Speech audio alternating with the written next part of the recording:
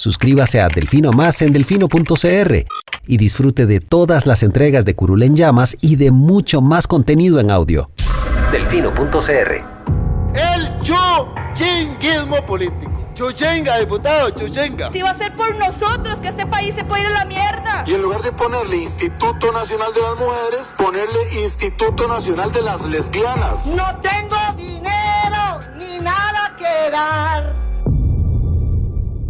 Delfino.cr presenta Curul en Llamas, cubriendo y sufriendo la Asamblea Legislativa, porque alguien tiene que hacerlo.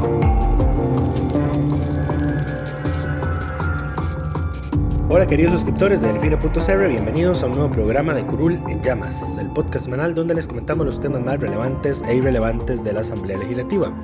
Les saluda Luis Madrigal desde el 21 de enero del 2022, como siempre en compañía de... May, espero que todas y todos estén bien.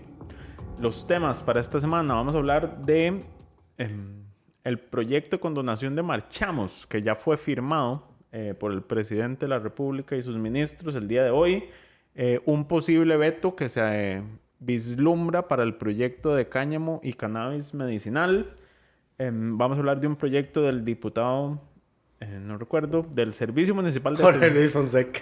Del Servicio Municipal de Atención Animal y otros varios temas, varios.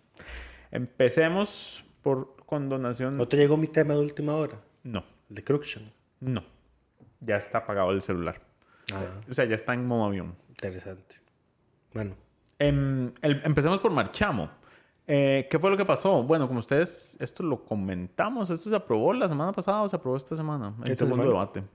Se aprobó en segundo debate. Lo que hace el proyecto es condonar todos los marchamos atrasados pre-2022. O sea, usted paga este año y si debía 2021 y 2020, se le condona el principal, los intereses, las multas y demás. Ahora, había un tema que salió esta semana con ese proyecto y es que metieron una moción para que se incluyera dentro de la condonación no solo lo que se le paga a Hacienda, recordemos que el marchamo son una serie de rubros que incluye el impuesto a la propiedad de vehículos, el seguro obligatorio automotor y otros timbres y demás que se le pagan al IFAM. No, al IFAM no. A diferentes instituciones públicas. Entonces se condenaron también todas esas. El tema es que cuando se hizo esa modificación y se condonaron esas otras deudas, no se le consultó el nuevo texto al Instituto Nacional de Seguros, que es una institución autónoma que tiene consulta obligatoria. Digamos, no consultarles un vicio de constitucionalidad. Y ese fue el motivo por el que el presidente vetó totalmente la rebaja al marchamo de este año. Esa fue la excusa que pudieron usar antes del 1 de diciembre, el 1 de noviembre fue, en octubre, correcto, para vetar justamente aquel proyecto que bajaba los montos del marchamo de este año. El INS se pronunció al respecto y dijo, bueno, ya nosotros no nos consultaron, esto nos va a generar un hueco. ¿Y por qué, digamos, uno se puede preguntar, por qué si son montos que no les han entrado, por qué les generaría un hueco? Y es que, bueno, hay gente que aunque está atrasada sí se pone al día. El presidente ejecutivo del INS daba la cifra de que el año pasado, por ejemplo, se habían recibido 3.272 millones de colones por pagos de marchamos atrasados. Entonces, que condonar todo eso, lo que iba a generar era un hueco para el próximo año. O sea, para el cálculo que hacen del seguro obligatorio. Sí, porque entre los ingresos esperados... Hay un rubro que manda el INS a la SUGESE para que define el monto del SOA. Van incluidos ingresos por pagos de SOAs atrasados. Correcto. Entonces, al no haber esos ingresos, entonces podemos esperar una subida en el SOA del 2023. Preguntaban y Lucho decía que sonaba que iban a vetar el proyecto. Yo le decía que había dos razones, y lo dije en mis redes sociales, por las cuales este proyecto no se iba a vetar. La primera, porque era un proyecto presentado por un diputado del PAC, don Luis Ramón Carranza. Y la segunda, porque los efectos negativos de esta condonación, contrario a lo que pasaba con el marchamo, no los va a ver lo que queda de esta administración, sino que se van a reflejar hasta el SOA 2023, o sea, problema de alguien más.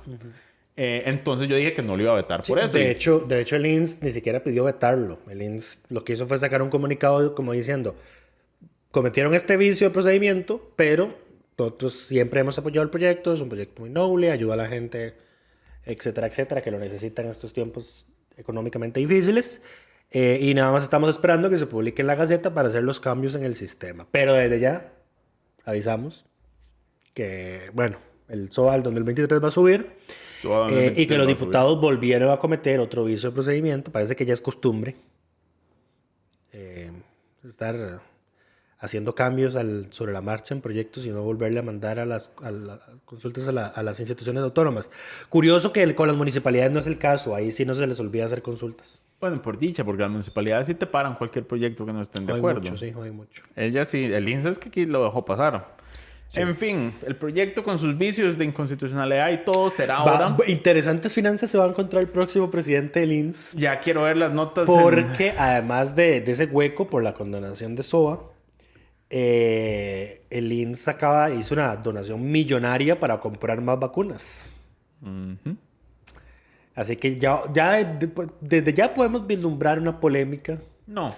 El INSS es una institución sumamente sólida financieramente. Tiene la plata para hacer ese tipo de cosas. Sí, pero a la oposición no le hace mucha gracia que el gobierno la quiera usar de caja chica. A eso no le gusta a nadie, eso es cierto. Porque el proyecto por ejemplo, el que se aprobó para promover la lectura, el de don Mario Castillo, primero traía un impuesto sobre las pacas de ropa americana que se traían al país. Y ahora lo cambiaron por que el INSS haga una transferencia extraordinaria para los programas esos. Más los aportes económicos extraordinarios que hizo el INSS para el bono proteger y toda la cosa. Entonces, si la oposición dice que el gobierno le encanta usar al INSS de caja chica, veremos qué ocurre en el 2023. Veremos. Bueno, ya en mayo. Ahora, no hubo veto, ya fue firmado, se está a la espera de que se publique en la Gaceta. Pues, esperaría uno la próxima semana para que esto empiece a correr. Así que si usted quiere beneficiarse de eso, espérese que se publique en la Gaceta. No, no salga corriendo. Si va ahorita, le van a cobrar todo porque todavía no está en vigencia. Correcto. Además de que supongo que el INSS tardará una semana o menos en actualizar los sistemas porque es que tiene que coordinarse con otras instituciones. Bueno. El INSS es el que recauda todo y el que distribuye. El proyecto que parece que sí se va a vetar, que tiene un muy mal pronóstico, es el de cáñamo y cannabis. El gobierno ha hecho una movida extraña el día de ayer, que fue comunicar a la Asamblea Legislativa de una consulta de un organismo internacional del cual Costa Rica forma parte,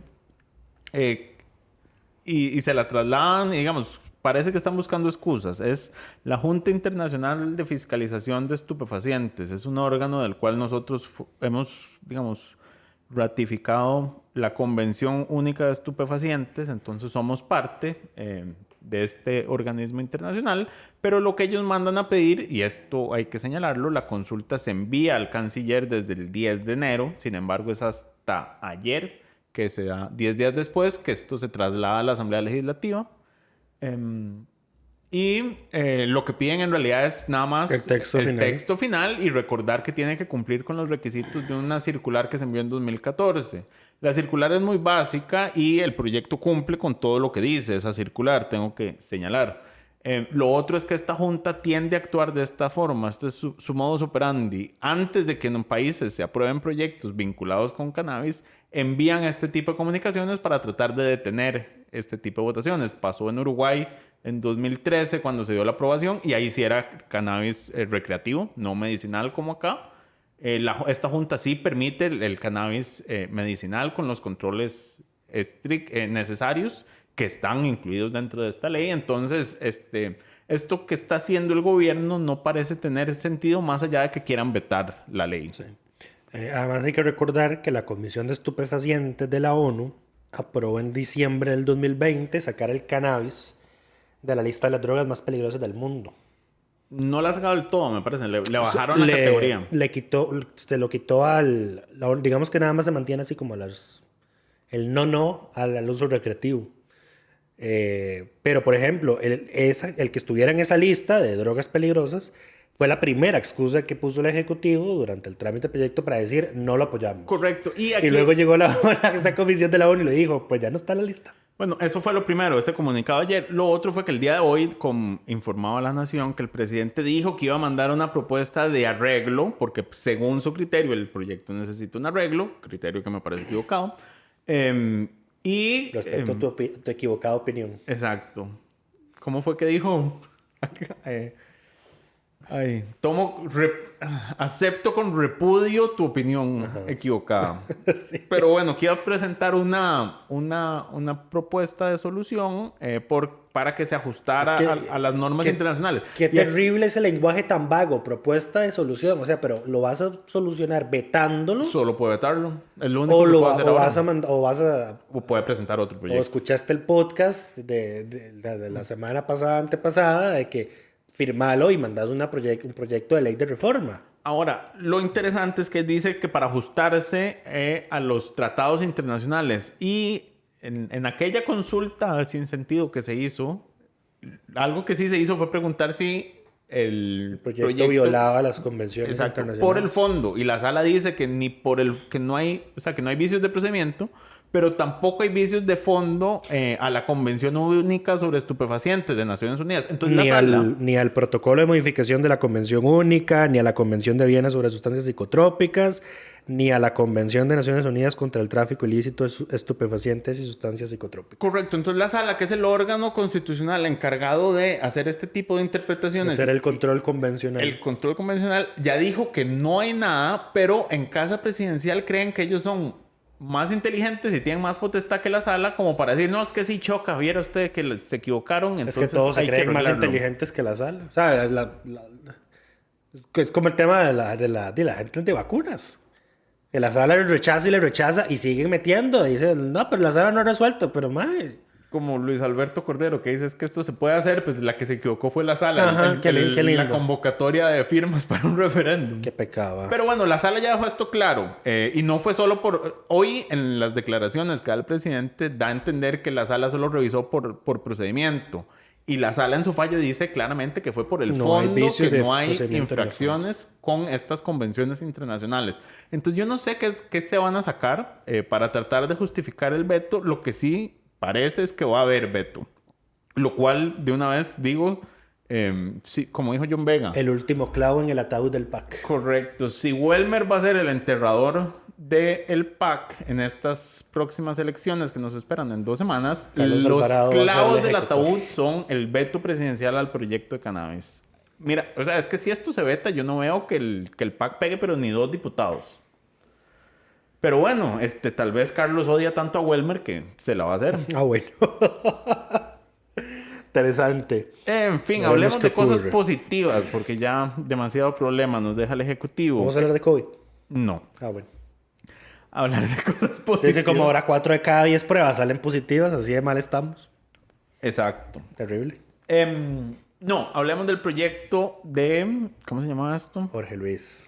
No, ¿cómo se llama él? ¿Cómo se llama el proyecto? Servicio Nacional de Atención de Animales de Compañía. Ese proyecto del diputado liberacionista Jorge Luis Fonseca. Es un proyecto para crear una especie de veterinaria en cada municipalidad, se podría decir. Que ayude a la castración y control de los animales. Castración, vacunación contra rabia y otras enfermedades. ¿Qué más traía? No tengo ahorita la mano. No, sí lo tengo. Atender la problemática de población de animales en el cantón. Prevenir zoonosis, fomentar cultura, respeto y responsabilidad en la tenencia de animales. Realizar campañas educativas. Y prestar servicios básicos de desparasitación y vacunación a tarifas de interés social a fin de que los propietarios en desventaja puedan cumplir los esquemas mínimos de medicina preventiva establecidos por el SENASA. Correcto, y se va a financiar con parte de lo que se recauda por concepto de limpieza de vías y demás. Y las municipalidades tienen que reglamentar eso. Sí, que de hecho fue por eso, por esa forma de financiamiento que algunas municipalidades, como la de San Ramón, San Carlos, Carrillo, Los Chiles, Santa Cruz, Naranjo y Acosta, se pronunciaron en contra en la fase de audiencias. La Contraloría no se pronunció en contra, pero sí hizo la observación como de esto no tiene nada que ver con limpieza de vías, así que pareciera que es una tasa nueva. Pero a los diputados les valió y dijo, se toma un porcentaje de lo que ya se cobra. No, porque es que las municipalidades pueden establecer multas. Creo que no. Porque, digamos, si por limpieza de vidas no, pero si, por ejemplo, usted le pusieron una multa a la gente, que esto pasa un montón, que saca a sus perros y deja sus necesidades tiradas en las aceras públicas y les cobras una multa, ahí está vinculado. Estoy con seguro que ya limpieza eso de es penado por la ley de bienestar animal. vidas. ¿Seguro? Sí, estoy seguro. Jesus. Ok. Puedes hacer conversación mientras lo verifico. No hace falta, no hace falta verificarlo. Iba a decir que por este proyecto le damos el reconocimiento de diputado de la semana a don Jorge Luis Fonseca, quien también... Aprobó por unanimidad en primer debate, increíble. No solo eso, a quien además hay que siempre destacar que es de los diputados que más asiste al plenario legislativo y a las votaciones. O sea, que llega y se queda. Artículo 7 de la Ley 7451, Ley de Bienestar de los Animales. Los dueños o los responsables de los animales de compañía deben cumplir con las siguientes obligaciones. A, bla, bla, bla. B, bla, bla, bla. C, recoger y depositar en lugares apropiados los desechos fecales de los animales de compañía que sean arrojados en las aceras, los parques, las calles, los jardines públicos, las playas y los demás lugares públicos. Ok. Ahora, eso es lo que dice que son... que ese es el deber. El deber ser. El problema es que... No hay multa posible. No, sí. Artículo 24 bis. Las multas que se recauden por incumplimiento de las obligaciones establecidas en el artículo 7 de la presente ley serán trasladadas al SENASA. El tema es que... Por algún lado tienen que decir multas, Lucho. El artículo 21. Ok. Sanción administrativa de multa de 1/4 a medio salario base. Esa es la multa. Jesus, ok. Quiero decir, Jorge Luis, por ejemplo, en los últimos 30 días se ha ausentado a ninguna sesión, ha estado en todas, a las 14 que estamos registrados en los últimos 30 días, contrario a Ivonne Acuña, que ha estado ausente las 14 sesiones más recientes realizadas. Lleva ya un mes de no aparecer en Cuestemoras. Increíble. Y el caso ya por todos conocidos de Pedro, que llega y no se quedan las votaciones, ¿verdad? En los últimos 30 días, Pedro ha estado ausente ha estado presente en 6 de 63 votaciones. Cifra igual a la de Carlos Luis Avendaño. Interesante. Como que el descaro se pega, digamos. Pero bueno, creo que Carlos Luis ha estado más ausente en Es posible sesiones. que se transmita por el aire. Como el COVID. Como el COVID, sí. Pasemos al siguiente tema. El otro proyecto que se aprobó ya por fin en segundo debate, sin corregir los vicios de procedimiento, fue la Ley de Comercio al Aire Libre. Cumplieron su promesa de nadie objetar ni señalar vicios de procedimiento y votarlo de forma unánime. Nuevamente habrá que ver si alguien reclama esto posteriormente a la sala. ¿Cuál va a ser el as bajo la manga que va a hacer la sala para salirse del zapato en que se metió? Sí. Aquí vale mencionar que las municipalidades tienen que reglamentar esto. Es muy importante mencionar que aunque haya una zona pública, una acera, un parque, algo donde alguien considere que podría poner ahí algo de comercio al aire libre, eso no obliga a la municipalidad a dar el permiso. Y si la municipalidad lo da, podrá cobrar hasta el 50% del monto de la patente que ya paga la persona que está pidiendo el permiso. Y lo que se recaude por ese concepto específico tiene que destinarse al mejoramiento general y a la seguridad del espacio público donde se efectúe la actividad. Y por si alguien tiene la dudita, el tener patente de comercio al aire libre no le da permiso de propiedad a la persona en el lugar donde la vaya a desempeñar. De hecho, la ley dice que tienen que ser un inmobiliario móvil. O sea, no pueden, por ejemplo, poner de estas mesas de cemento que no se pueden quitar. Tienen que ser cosas que puedan retirar en la noche y que volver. Puedan, no, que deben retirar al finalizar. Que tienen que quitar. Tienen que quitarlos todos los días. No se puede quedar ahí afuera. Correcto. Son permisos en condición de precario. Entonces no... Condición de precario, qué feo suena eso. Así es como se llama legalmente y que lo siento mucho. Sí, búscate otro término. Y tampoco califica para patentes ambulantes o estacionarias, solo para gente que tenga un local en propiedad privada. Sí, lo que hace es extender su espacio y de hecho no es cualquier de forma espacio. Precaria. La acera, la acera en la cual, digamos, o el espacio que se utilice no puede dejar un espacio menor a lo que establece la ley 7600 de espacio mínimo para que las personas pasen. Que creo que es metro 20. Me encanta este proyecto porque no hace mucho se pasó esta reforma para que ya las aceras no fueran responsabilidad del dueño de la propiedad, sino de las municipalidades. Ahora pueden... Pero aún así ahora en realidad tiene sentido porque vas a tener que pagar un adicional a la patente por usar un espacio público que ahora es semipúblico. Propiedad de la municipalidad. Ajá. Bueno, propiedad no, responsabilidad de mantenerlo a la municipalidad. Correcto. Lo que no me suena es que ahora podrías estar pagando doble. No se paga doble porque, a ver, el permiso, la patente en teoría uno la usa por el tamaño del espacio que tienen. Ajá. Entonces lo que haces es expandir ese espacio a la calle. Ajá. Puedes atender más gente, entonces proporcionalmente ese espacio adicional que estás usando se te va a cobrar dentro de lo que se te Sí, pero cobraba acuérdate por que la lo que se patente. reciba por lo que se recaude por eso tiene que usarse en el mejoramiento general que no especifica qué es. De las O aceras. sea, seguro poner una maceta con flores Puede ser. o chapear y que no haya basura. Esperaría yo. Y la seguridad del espacio público. Policías municipales dando vueltas. Estoy altamente seguro de que no va a haber un policía municipal cuidando esos locales. Depende de la municipalidad. Depende. A ver, y aquí hay que reconocer, no toda municipalidad va a poder sacarle provecho a esto porque no todas tienen las condiciones para que esto sea aprovechable. Algunas se van a beneficiar sumamente más que otras, principalmente las que están en zonas turísticas. Y no faltará la municipalidad que del todo no quiere implementarlo. Nunca falta. Así como no van a querer implementar el servicio de salud animal porque es facultativo, no obligatorio. Es posible. Pero bueno, ahí está. Ahí es donde la elección de las autoridades municipales es importante. Exacto. Sí, sí. Para el 2024, ¿qué partido me ofrece un plan integral de uso de estas dos leyes, por ejemplo? Pero bueno, falta Sería mucho interesante para hacer un análisis de cuáles leyes facultativas a las municipalidades existen y no se implementan. ¿Qué dice Lucho que lo va a hacer? Ok. No, Maíz ofreció off the record hacerlo.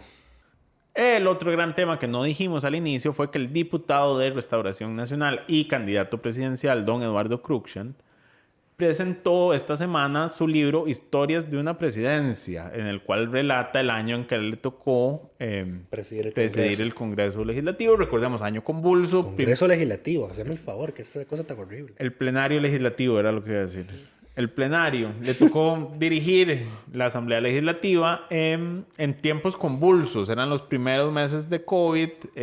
La Asamblea estuvo fuera. Estaba pasándose de recinto. De hecho, creo que es el único presidente que le ha tocado presidir en 3 sedes distintas, porque estuvo en el edificio viejo, en el Anfiteatro Nacional y en el edificio nuevo. También por el tema de COVID. Adicionalmente, tuvo el tiempo convulso de las altas protestas que se iniciaron a finales del 2020 por el movimiento sedicionista Rescate Nacional. Correcto. Entonces, don Eduardo narra en primera persona en ese libro pues todo lo que fue esa experiencia. El tema es que él consideró que era prudente, apropiado, gracioso, oportuno, necesario. Una mera anécdota contar en el libro que durante esas protestas violentas de octubre y finales del año 2020, él estaba recibiendo llamadas donde le estaban informando que fuera armando un gabinete porque iban a derrocar al presidente Alvarado y a todo su equipo. Y a todo su gabinete. Exacto. Básicamente un golpe de Estado. Exacto. Y don Eduardo naturalmente no denunció esto nunca. Hizo también un comunicado. Primero le mandó una copia a todos los diputados en el plenario, el miércoles, eso fue el miércoles. Le dio una copia del libro a todos los diputados. Repite el tema de que lo estaban llamando para que él asumiera el gobierno porque iban a derrocar a Carlos. Lo dice en el plenario. Y manda un comunicado que lo repite. Donde lo repite. Correcto. Ahora, aquí el tema es, yo creo que él trató de presentarse como, vean, yo soy tan democrático que a mí me ofrecieron asumir la presidencia después del golpe que iban a dar y yo dije que no.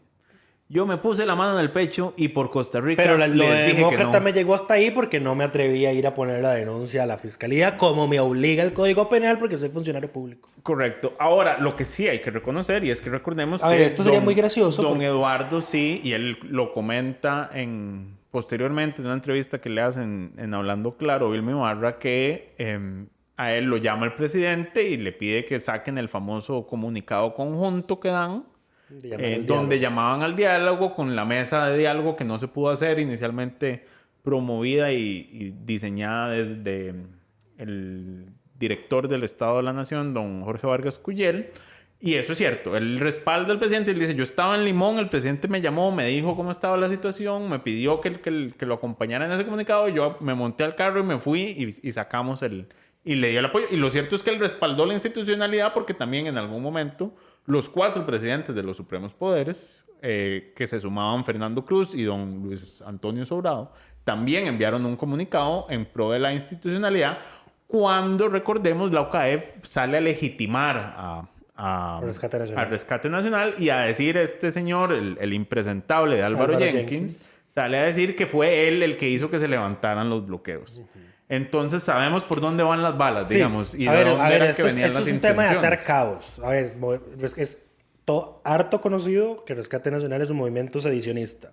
Lo era. Es harto conocido que Celi Moguido tenía intenciones golpistas, que el movimiento como tal tenía intenciones golpistas. Es harto conocido que Celi Moguido siempre ha buscado que se permita en el país el tema de la revocatoria de nombramiento vía referéndum. De hecho, antes del Rescate Nacional tenía un grupo que se llamaba algo así, y creo que hasta habían presentado una propuesta de reforma constitucional con el apoyo de Eric Rodríguez Estel y otros diputados. Entonces, esas intenciones ahí están. Y no estoy diciendo que toda persona que esté a favor de las revocatorias de mandatos sea golpista. Pero nada más... Pero hasta sí. Pero vayan sumando. O sea, vayan sumando elementos. Le sumamos las intervenciones ya durante las protestas de como a este presidente hay que sacarlo, la única salida es la confrontación, si se derrama sangre es culpa de Alvarado. Las declaraciones filtradas de Óscar Campos diciendo estamos armando grupos de choque para enfrentarnos a la policía, que le tiraran cócteles molotov a la policía, que quisieran meter un camión a Casa Presidencial en las protestas del 12 de octubre donde tragué gas como estúpido. Ya me va a censurar, May. No. Porque estoy refiriéndome a mí mismo. Exacto. Ok, anotado. Etcétera, etcétera. A ver, oiga, que hasta el punto que la resolución de la Sala Constitucional donde condena al Estado por no levantar los bloqueos del Rescate Nacional, o sea, no solo es una regañada al Estado por no levantarlos, por no actuar a tiempo, sino que inclusive le dice al movimiento, ustedes están pervirtiendo el tema de las manifestaciones. La protesta social. Les recuerda el artículo de la Constitución, que es prácticamente casi letra muerta, pero que lo cite la Sala Constitucional, que lo recuerdes por algo. ¿Cuál? ¿El 3? El de nadie puede hacer peticiones a nombre del pueblo y el que lo haga comete sedición. A ver, de nuevo, sedición. En una resolución de la Sala hablando de los bloqueos de este grupo. No hay que ser inteligente para sumar elementos. ¿De qué se está hablando? Exacto. Entonces, aunque Eduardo Cruikshank haya reculado y no de nombres y diga, no, es que era la gente de las manifestaciones que decía fuera Alvarado. Sí, es que después él echa para atrás porque en su comunicado y en el libro él habla de llamadas. Es que él creyó que eso iba a ser un tema de boom de marketing. Uy, si todo el mundo va a comprar mi libro. Y no, mae, ¿por qué no lo denunció cuando tenía que anunciarlo? Correcto, pero... se le volcó la tortilla. Entonces después él echa para atrás y dice, no, es que cuando yo andaba ahí la gente me gritaba por la calle y me decía, usted es el que sigue. Como tratando de despersonalizar el asunto y sigue como yo no podía denunciar porque eran todos los que estaban ahí. Pero en el libro y en su comunicado inicial lo que dice es que hubo llamadas. Entonces eso no es como que me llamó un desconocido. A ver, o sea, él tenía más elementos que el resto de muchos en el país que sabíamos que había algo turbio de lo que estaba pasando a finales del año pasado. Y nuevamente, así fueran llamadas de números que él no conocía, ya solo hecho que lo llamaran de un número es suficiente para poner a mover al organismo, eso se puede pedir, exacto. El organismo de investigación judicial o la DIS, no sé qué hubiera sido lo más apropiado en este caso, pero bueno, por lo menos ir a poner la denuncia para que el aparato estatal se movilizara. A mí me gustaría preguntarle a Eduardo, por lo menos le avisó al presidente que lo estaban intentando derrocar. ¿Estoy seguro que no? ¿Quién sabe? Aunque, de nuevo, estos comunicados de los presidentes de los supremos poderes llamando a la defensa de la institucionalidad... En Casa Presidencial lo sabían. O sea, esto se sabía en Casa Presidencial porque si no la respuesta no se hubiera dado como se dio. De nuevo, insisto, muchos sabíamos que algo así estaba medio pasando. El tema es que no teníamos elementos probatorios. No tenía suficiente evidencia para ir a poner Cruikshank la denuncia. Tiene registros telefónicos. Sí. O sea, tiene más de lo que nosotros, de todos los que estábamos preocupadísimos de lo que estaba pasando el año pasado sabían. En fin, va a ser interesante si porque ya la Fiscalía naturalmente abrió una investigación sobre este tema. La fiscala general interina, Sara Chávez creo que se llama, ordenó abrir un expediente para investigar el tema porque don Warner, que es el fiscal interino actual, está fuera una semana porque está en el proceso de entrevista para quedarse como fiscal permanente. Entonces ya se abrió esa investigación, ya el tema es noticia internacional, ya lo leí en Chile, en Estados Unidos, en Nicaragua, en España, en Francia, una vergüenza absoluta. Y para ampliar la vergüenza tenemos a impresentables como el diputado Pablo Heriberto Abarca, que escribe ayer en Twitter a las 6:34 de la tarde. Las distracciones típicas, 2 partidos que ocupaban llamar la atención con algo, ahora son paladines de la democracia. Lo peor es ver algunos medios dándole bola y hasta la fiscalía, que denuncien con nombre y apellido, lo contrario es una pose y una emoji de payaso, una payasada. Entonces le pongo yo, si el gobierno el que lo estuvieran haciendo el complot fuera el del PUSC y fuera un diputado de otro partido que no fuera el PUSC el que estuviera relevando eso, ese tweet no existiría. Ese no sería su contenido. Pero como no son ellos, y en todo caso, el PUSC ya medio ha quedado en evidencia de que promover salidas antidemocráticas a situaciones convulsas en el país es algo que llevan más o menos en su ideología reciente. Si recordamos el artículo Salida Democrática, entre comillas, que escribió el candidato diputado Juan Carlos Hidalgo, promoviendo que por San José, por la Unidad. Promoviendo que el Carlos Alvarado se hiciera a un lado y que llegara Rodrigo Arias.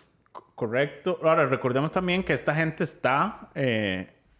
los sedicionistas están en la papeleta que vamos a tener en 2 semanas. Don Oscar Campos, tanto en la presidencial como en de diputado por San José. Y don Célimo Guido es primer lugar por Alajuela, por el PIN. Yo esperaría que no lleguen. Digamos que eso es lo mínimo que le pido al electorado, que estos nefastos no lleguen. Ya pedirle que Juan Carlos Hidalgo, que también es nefasto, no llegue, tal vez sea mucho. Pero yo tengo fe, ese tercer lugar está peleado. Está peleado.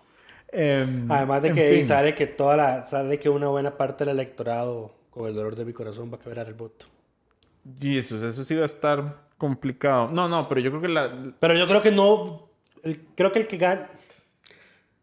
Creo que el que gane no. A ver, si gana Figueres, creo que no va a tener una fracción tan minoritaria como tuvo Carlos con el PAC.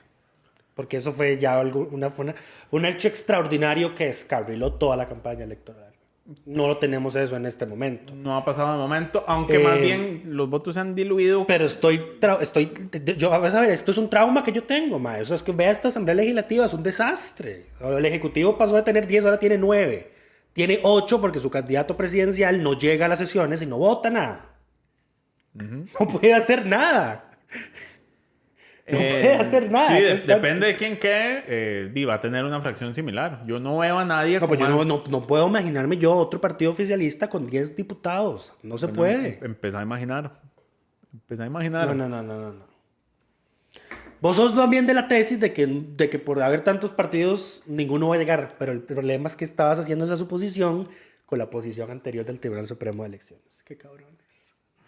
No quiero llorar de ver a los candidatos a diputados debatiendo en Monumental. Están interesantes con las preguntas interesantemente acongojantes, querrás decir, en los exámenes de conocimientos básicos. Estamos hablando de muchos diputados, muchos candidatos a diputados en Monumental hace debates de primeros lugares de 7 partidos. La Unidad no llega. Se ha ausentado. Está curioso, Se ha ausentado a 4 debates, si no me equivoco. Pero bueno, una sección es preguntas específicas. Las preguntas pueden ser ya sea de la provincia o de la labor legislativa. Cuando se les ha preguntado por la labor legislativa, han quedado muchos muy mal parados. Desde la candidata del PAC, por Heredia, Ana Karen, que le preguntaron cuáles eran los requisitos para ser presidente de la Asamblea o vicepresidente de la Asamblea Legislativa y Que son batió los y quedó mismos para ser pifiando. presidente de la República. Correcto, porque está en la línea de sucesión, justamente. Hasta la candidata La candidata del Partido Del de Partido Liberación Liberal Liberal Progresista, que le preguntaron que a quiénes nombra la Asamblea. Y entonces dijo magistrados. Pegó magistrados, pegó, correcto. Pero después nos dimos cuenta que estaba bateando, porque entonces dijo magistrados del Tribunal Supremo de Elecciones y fue como, no, Y eso Fede lo nombra Cruz, la Corte. no. Y después dijo ministros. Magistrados de la Corte. Ahí no. fue cuando yo dije, pero esta señora ahorita me va a decir que la Asamblea nombra alcaldes. Es que no tiene ni la menor idea de dónde está parada. Y así... Entonces ya cuando Fede le dice tampoco y dice, bueno, mejor paro ya porque los electores no se merecen una candidata que esté bateando. No, a ver, a la de Punta Arenas le preguntaron, a la candidata del PAC de Punta Arenas le preguntaron que cuántas firmas se requiere para mandar una consulta de constitucionalidad y dijo 2/3 partes. Y después fue terrible. Y el del Progreso Socialdemócrata también le preguntaron Oiga, que no. cuántos diputados se necesitan para que haya quórum y él dijo que mitad más uno. Y Y esa después le mitad- preguntaron que cuánto era mitad más uno y dijo que 27. O sea, es que no solo falla una, o sea, ni siquiera. Qué terrible. No. y, a Oiga, ver, no, yo estoy seguro que cualquier cosas- persona que haya escuchado 2 episodios, aunque sea 2 de los más de 100 que hemos hecho Curul en Llamas, mae, pega esas respuestas. Incluso cosas que son de cultura básica. A la candidata de liberación del PLN, a doña Paulina, que es exdiputada, Cartago. le preguntaron cuántas expresidentas legislativas hay y dijo que 2. Se acordaba se acordó de Carolina y de Silvia. No, se acordó de de Rosemary Karpinski y la otra, Karpinski exacto. Y se me olvida el nombre. Sí. No, Exacto. Entonces todos han quedado muy mal. Yo lo único que les digo es, por favor, prepárense. No se dejen en evidencia tan fácilmente. No es Yo tan creo que- difícil leerse el reglamento. Yo creo que de lo único que recuerdo, no he visto todos los debates, pero lo único que recuerdo que contestó bien a una pregunta sobre asuntos legislativos fue el candidato del Frente Amplio en Heredia. Jonathan. Porque naturalmente es asesor asesor. legislativo desde hace años. A ver, seamos sinceros, varios han contestado bien. Yo me acuerdo de los que fallan. Me acuerdo también de Francisco Prendas que le preguntaron algo. ¿Cómo se llamaba la primera carta, la Constitución de Costa Rica? Correcto, pero él muy honradamente dijo, yo no sé y no le va a hacer perder su tiempo. Entonces, sigamos adelante. Pacto Social Fundamental Interino de Costa Rica. Correcto. En fin, no sé cómo les habrá ido. Hoy estaba Monumental en debate con las candidatas, porque son mayoría mujeres, por Alajuela. Vamos a ver quién se equivocó esta vez.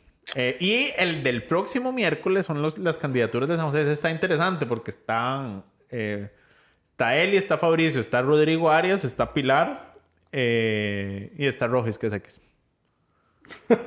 El del Robert Bermúdez, el del PAC. Correcto, el ex director Presidente del CNP. Eso, del CNP. Pero bueno, yo creo que estamos por esta semana. Ya nos extendimos más de la cuenta y ya ni siquiera estamos hablando de la Ni siquiera asamblea. Estamos hablando de la asamblea. próxima. Y es que yo veía los debates, voy a seguir con esto antes de terminar. Yo veía el de Alajuela, el de Limón y el de Guanacaste. Y yo decía, bueno, por lo menos no todos estos van a llegar porque no hay suficientes curules. Pero cuando uno ve, digamos, Heredia ya es probable que todos los que estaban ahí lleguen. Alajuela es probable que todos los que estaban ahí lleguen. San José ni se diga. Cartago también. Entonces es donde yo digo, señoras, señores, repensemos nuestro sistema de elección de diputadas y diputados. Y como reflexión final, oye, no solo hay que enfocarse en los primeros lugares.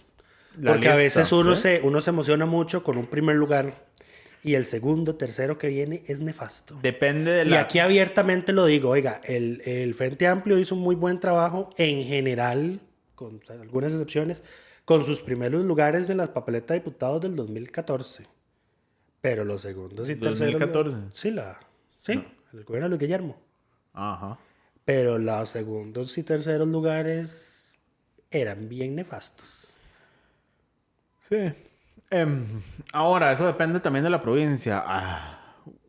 En las costas, los segundos lugares son relleno. A ver, en que su ya mayoría. pasamos por esto con esta asamblea. Bueno, pero es que siempre pueden... siempre- No, siempre para se pueden nuestro meter. partido, el segundo lugar es un puesto no elegible. Y vean quiénes tenemos sentados ahí. Así llegamos a como estamos. Sí, tiene razón, Lucho. En fin, pero bueno, yo creo que ya a estas alturas del partido no hay nada que hacer. Pero bueno, esperamos. Bueno, y lo otro es, yo publiqué en mi Twitter la respuesta, el Monumental también tiene una sección en la que le pregunta sobre 15 proyectos específicos a las candidaturas que tienen que responder sí o no. Yo publiqué las respuestas de las 4 primeras provincias, Limón, Guanacaste, Punta Arenas y Heredia. Y hoy, cuando pase el de Alajuela, publicaré las de Cartago y Alajuela, que son las que siguen, y el próximo miércoles las de San José. Los proyectos son, en general, están varios de la agenda del FMI, que a como se ve no va a pasar ninguno en la próxima asamblea.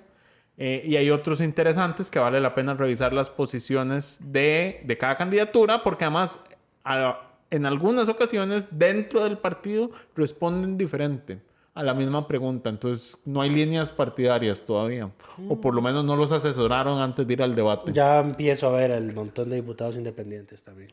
Pero bueno, ahora sí, yo creo que eso es todo por esta semana. Esperamos que todas y todos estén bien y nos escuchamos.